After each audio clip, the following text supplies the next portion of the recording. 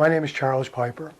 I'm a licensed private investigator, certified fraud examiner, and owner of Charles Piper's Professional Services. Next, I will be providing you with a presentation which I hope serves your needs.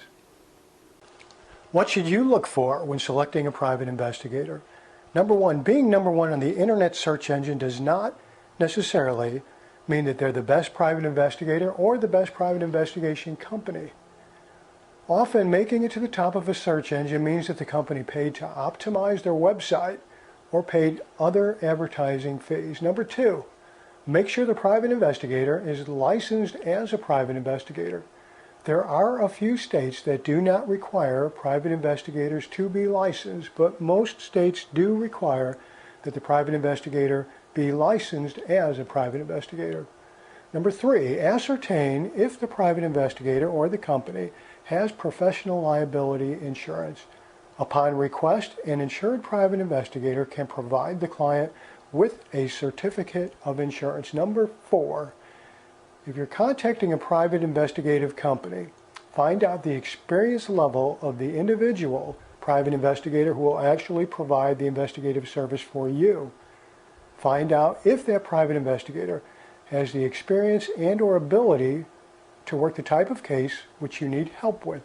In other words, if a private investigative company employs several investigators, you're going to want to know, are you getting the senior investigator, the junior investigator, or what? Example, if you need professional interviews conducted, find out what type of interview training they have received, how many interviews they've conducted, and what type of cases those interviews involved. Number five, find out how many times the private investigator has testified in court, and if so, what type of cases. If you hire a private investigator and your case goes to trial, I'm sure you'll feel very good if you know that that private investigator has courtroom experience. Number six, ask about other professional credentials that the private investigator assigned to your case possesses. For example, are they a certified fraud examiner, or are they certified in interviewing, etc.? Ask if they're a college graduate, and if so, what was their major? Find out if that investigator has completed any police or investigative academies. Factually, some private investigators have never attended an investigative academy of any type. Number seven, if you're going to hire a private investigator, I suggest that you conduct some type of a query on a search engine of their name. For example, for me, if you were to enter Charles Piper, private investigator, the search results would find some articles that I've written and other information about me. Number eight, will you have to pay any money up front? Often you will have to pay a retainer up front. A retainer is an agreed upon amount that the client pays the private investigator in advance, and the private investigator bills from that.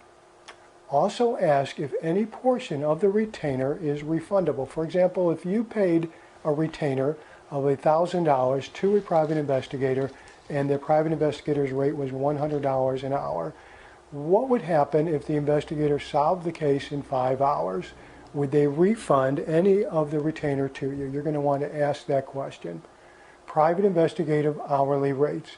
They vary from approximately $50 an hour all the way up to $400 an hour. The average is more like between $75 and $125 an hour.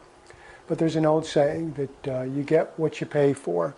I would also urge a potential client to make that further inquiry if a private investigator has a very low rate to ensure that they do have insurance, if that's what you want. Obviously, if you don't have insurance, you could afford to charge a lower rate.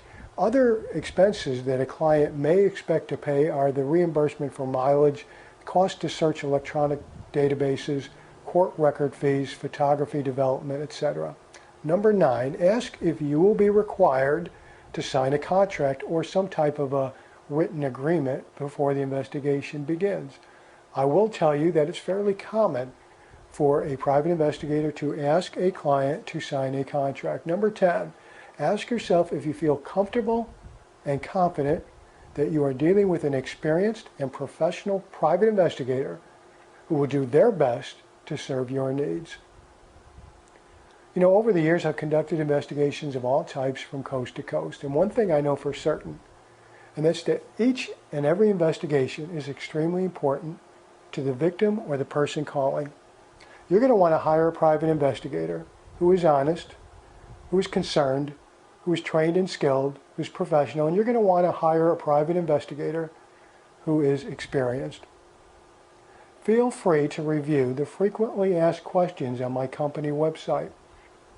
I'm Charles Piper. I hope that this information was useful for you, and I wish you the best of luck.